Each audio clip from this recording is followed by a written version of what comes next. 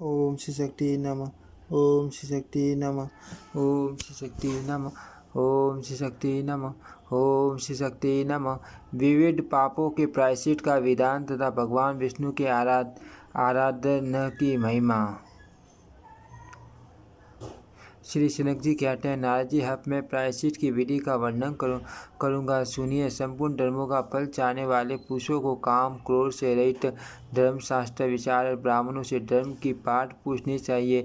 विप्र, जो लोग भगवान नारायण से विमुक्त हैं उनके द्वारा किए हुए प्रायश्चित उन्हें पवित्र नहीं करते। ठीक उसी तरह जैसे मदिरा के पात्र नदियाँ भी पवित्र नहीं कर सकती। ब्रह्म हत्यारा, मदिरा पीने वाला, सर्वन आदि वस्तुओं की चोरी करने वाला तथा गुरुपत्नी गामी, ये चार महापातकी कई हैं तथा इनके साथ संपर्क करने वाला पुरुष पांचवा महापातकी हैं, जो इनके साथ एक वर्ष सोने और बैठने और भोजन करने आदि का संबंध रखते हुए निवास करता है, उसे भी सब कर्मों से पतित समझना चाहिए। अज्ञातवश ब्राह्मण हत्या हो जाने पर सिर वस्त्र और जटा धारण करे और अपने द्वारा मारे गए ब्राह्मण की कोई वस्तु दंड में बांध कर उसे लिए हुए वन में घूमे, वहाँ जंगली फल मूलों का आहार करते हुए निवास करे। दिन में एक बार परिमित भोजन के तीनों समय स्नान और विधि पूर्वक संध्या करता रहे। अध्ययन और अध्यापन आदि कार्य छोड़ दे। निरंतर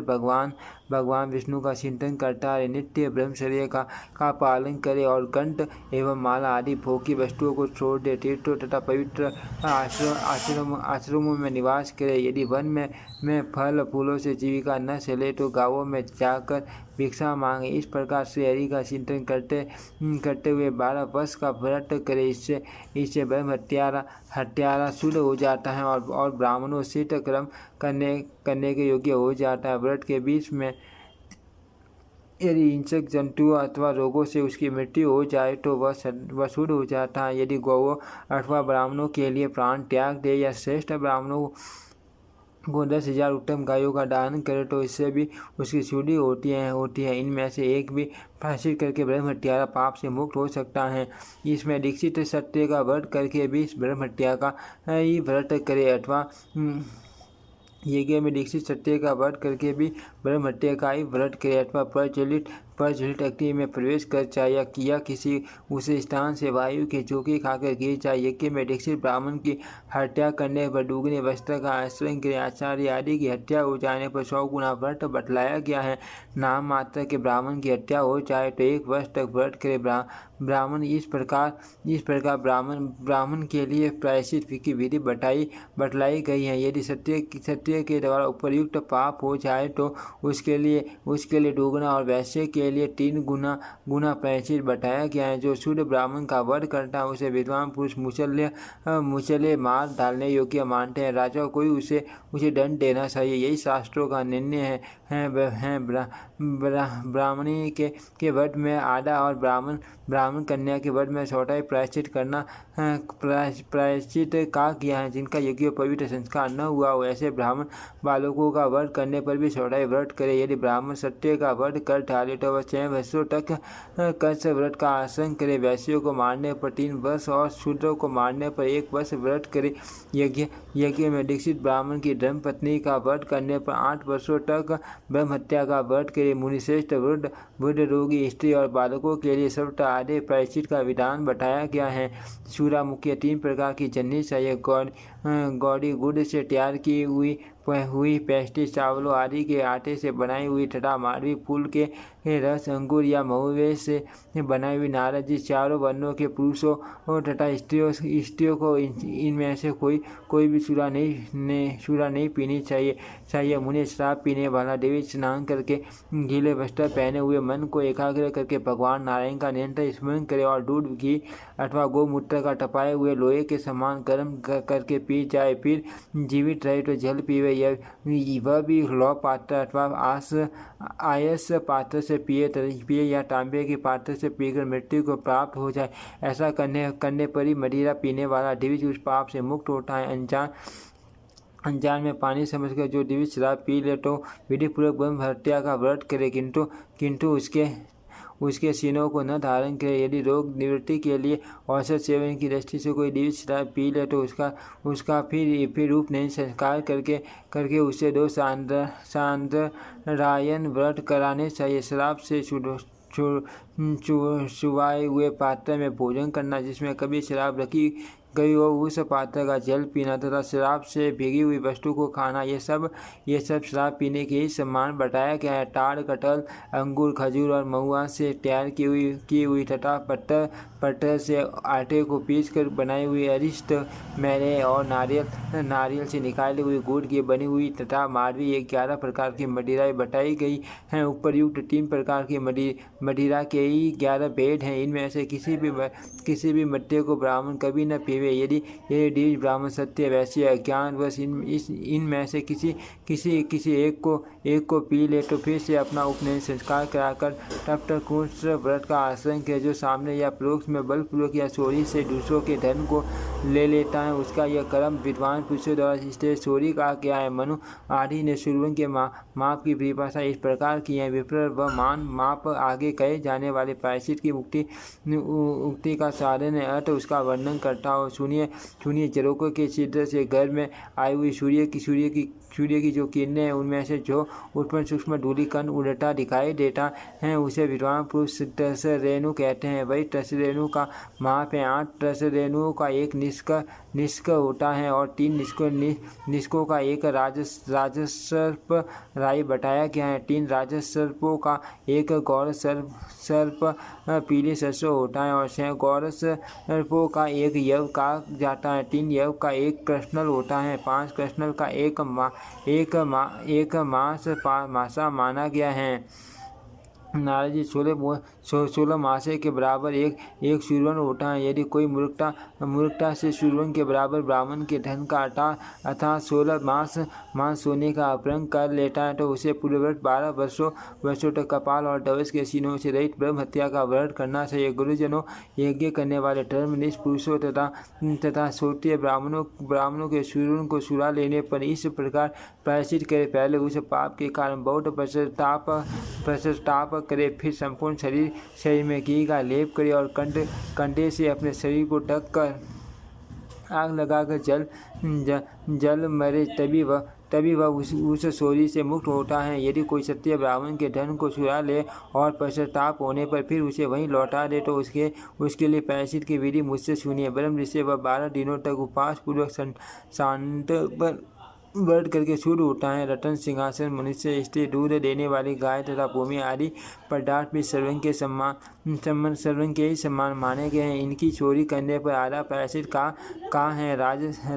राजसर्प राई बराबर सोने की चोरी करने पर 4 प्राणायाम करने चाहिए और गौरसर्प बराबर सर्वन का अपहरण कर लेने पर विद्वान पुरुष स्नान करके विधि पूर्वक 8000 गायत्री का जप करे और जो बराबर सर्वन को छुड़ाने पर दिविज यदि प्राप्त काल से लेकर सारे काल तक वेद माता गायत्री का जप करे तो उसे शुरू होता है। कृष्ण बराबर सर्वन की चोरी करने पर मनुष्य शांतापन व्रत करे। यदि 1 मास के बराबर सोना चूरा ले तो वह 1 वर्ष तक गोमूत्र पकाया हुआ जौ खाकर रहे तो शुद्ध होता है। मुनिवर पूरे 16 मासा सोने की चोरी करने पर मनुष्य एकादशी और 12 वर्षों तक ब्रह्म हत्या का व्रत करे। अब गुरु पत्नी गामी पुरुषों के लिए प्रायश्चित का वर्णन किया जाता है। यदि मनुष्य अज्ञानवश माता और अथवा सौतेली माता से समागम कर ले तो लोगों पर अपना पाप प्रकट करते हुए स्वयं ही अपने अंडकोश को काट डाले और हाथ में उस अंडकोश को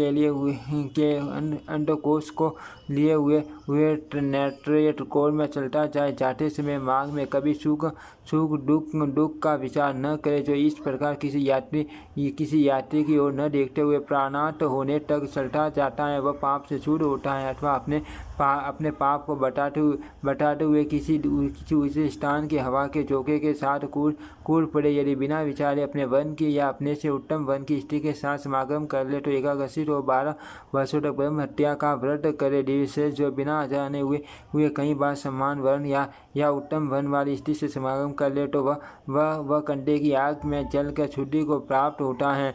यदि वीर्य पाठ से पहले ही माता के साथ समागम से निर्वट हो जाए तो ब्रह्म हत्या का व्रत करे, और यदि वीर्यपात हो जाए तो अपने शरीर को अग्नि में जला दे। यदि अपने वन की अथवा अपने से उत्तम वन की स्त्री के साथ समागम करने वाला पुरुष वीर्यपात से पहले निर्वट हो जाए तो भगवान विष्णु का चिंतन करते हुए 9 वर्षों तक ब्रह्म हत्या का व्रत करे। मनुष्य यदि काम से मोहित होकर मौसी, बुआ, गुरु पत्नी, सास, चाची, मामी और पुत्री से समागम कर ले तो 2 दिन तक समागम करने पर उसे विधि पूर्वक ब्रह्म हत्या का व्रत करना चाहिए, और 3 दिन तक संभोग करने पर वह आग में जल जाए तभी शुद्ध होता है, अन्यथा नहीं। मुनिवर जो काम के अधीन हो, चांडाली, पुष्कसी, भेल जाति की स्त्री, पुत्र, वधु, बहन, मित्र, पत्नी तथा शिष्य की स्त्री से समागम करता है, वह 6 वर्षों तक ब्रह्म हत्या का व्रत करे। अब माँ पाटकी पुरुषों के साथ संसर्ग का प्रायश्चित बतलाया जाता है। ब्रह्म हत्या आदि 4 प्रकार के माँ पाटकियों से जिस पुरुष का संसर्ग होता है, वह उसके लिए बीट प्रायश्चित व्रत का पालन करके निश्चय शुद्ध हो जाता है। जो बिना जाने 5 रात तक इनके साथ रह लेता है, उसे विधि पूर्वक प्रजा प्रत्येकर्ष नामक व्रत करना चाहिए। 12 दिनों तक उनके साथ संसर्ग हो जाए तो उनका प्रायश्चित माँ शांतपन व्रत बताया गया है, और 15 दिनों तक माँ पाटकियों का साथ लेने पर मनुष्य 12 दिन तक उपवास करे। 1 मास तक संसर्ग करने पर पराग व्रत, और 3 मास तक संसर्ग हो तो चांडरायन व्रत का विधान है। 6 महीने तक माँ पाटकी मनुष्यों का संग करके मनुष्य 2 चांडरायन व्रत का अनुष्ठान करे। 1 वर्ष से कुछ कम समय तक उनका संग करने पर 6 महीने तक चांडरायन व्रत का पालन करे, और यदि जान बुझकर माँ पाटक की पुरुषों का संग किया जाए तो कर्मशील सब का प्रायश्चित ऊपर बताए हुए प्रायश्चित से 3 गुना बताया गया है। मेंढक, नेवला, कौवा, सुआ,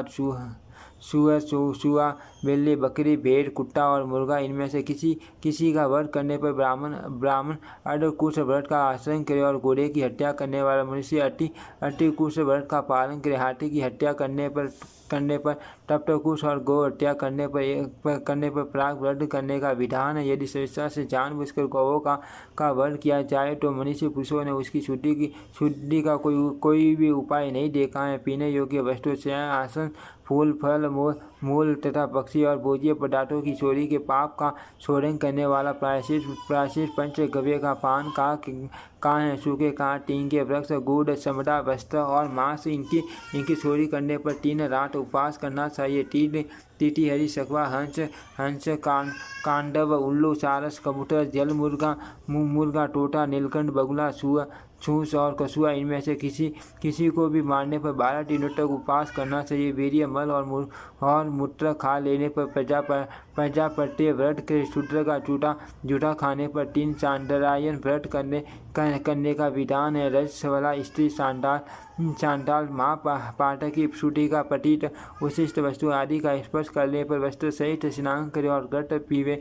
नारद जी इसके सिवा 800 गायत्री का जप करे, तब वह शुद्ध सिद्ध होता है। ब्राह्मणों और देवताओं की निंदा सब पापों से बड़ा पाप है। विद्वानों ने जो पाप माँ पाटक के समान बताए उन सबका इसी प्रकार विधि पूर्वक प्रायश्चित करना चाहिए। जो भगवान नारायण की शरण लेकर प्रायश्चित करता है उसके सब पाप नष्ट हो जाते हैं। जो राग, द्वेष आदि से मुक्त हो पापों के लिए प्रायश्चित करता है, समस्त प्राणियों के प्रति दया भाव रखता है और भगवान विष्णु के स्मरण में तत्पर रहता है, वह माँ पाठकों से अथवा संपूर्ण पाठकों से युक्त हो तो भी उसे सब पापों से मुक्त ही समझना चाहिए, क्योंकि वह भगवान विष्णु के भजन में लगा हुआ है। जो मानव अनादि अनंत विश्वरूप तथा रोग शोक से रहित भगवान नारायण का चिंतन करता है, वह करोड़ों पापों से मुक्त हो जाता है। सारे पुरुषों के हृदय में विराजमान भगवान विष्णु का स्मरण, पूजन, ध्यान अथवा नमस्कार किया जाए तो वे सब पापों का निश्चय ही नाश कर देते हैं। जो किसी के संपर्क से अथवा मोहवश भी भगवान विष्णु का पूजन करता है वह सब पापों से मुक्त हो उनके वैकुंठ धाम में जाता है। नारद जी, भगवान विष्णु के एक बार स्मरण करने से संपूर्ण क्लेश की राशि नष्ट हो जाती है तथा उसी मनुष्य को स्वर्गादि भोगों की प्राप्ति होती है। यह स्वयं ही अनुमान हो जाता है। मनुष्य जन्म बड़ा दुर्लभ है। जो लोग इसे पाते हैं वे धन्य है। मानव जन्म मिलने पर भी भगवान की भक्ति और भी दुर्लभ बताई गई है। इसीलिए बिजली की तरह चंचल क्षणभंगुर एवं दुर्लभ मानव जन्म को पाकर भक्तिपूर्वक भगवान विष्णु का भजन करना चाहिए। वे भगवानी अज्ञानी जीवों को अज्ञान में बंधन से छुड़ाने वाले हैं। भगवान के भजन से सब विघ्न नष्ट हो जाते हैं तथा मन की शुद्धि होती है। भगवान जनार्दन के पूजित होने पर मनुष्य परम मोक्ष प्राप्त कर लेता है। भगवान की आराधना में लगे हुए मनुष्यों के धर्म, अर्थ, काम और मोक्ष नामतक स्नान पुरुषार्थ अवश्य सिद्ध होते हैं, इसमें संशय नहीं है।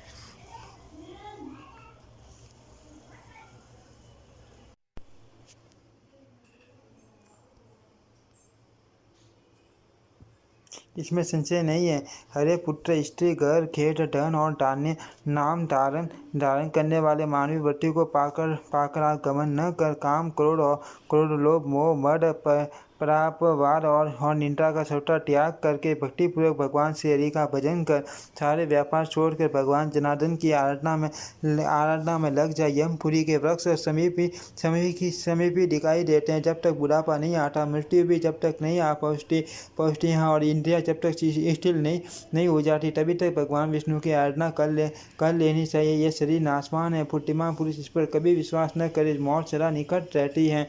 धन व्यापार अत्यंत अचंचल हैं और शरीर कुछ ही समय में मृत्यु का ग्रास बन जाने वाला है। अर्थ अभिमान छोड़ दे, महाभाग संयोग का अंत वियोगी है। यह सब कुछ क्षणभंगुर है। यह जानकर भगवान जनार्दन की पूजा कर मनुष्य आशा से कष्ट पाता है। उसके लिए मोक्ष अत्यंत दुर्लभ है। जो भक्तिपूर्वक भगवान विष्णु का भजन करता है वह पाठक ही होने पर भी उस परम धाम को जाता है जहाँ जाकर किसी को सुख नहीं होता। सारे शिरोमणि संपूर्ण तीर्थ समस्त यज्ञ और अंगों से सब वेद भी भगवान नारायण के पूजन की 16वीं कला के बराबर भी नहीं हो सकते। जो लोग भगवान विष्णु की भक्ति से वंचित हैं, उन्हें वेद, यज्ञ और शास्त्रों से क्या लाभ हुआ? उन्होंने तीर्थों की सेवा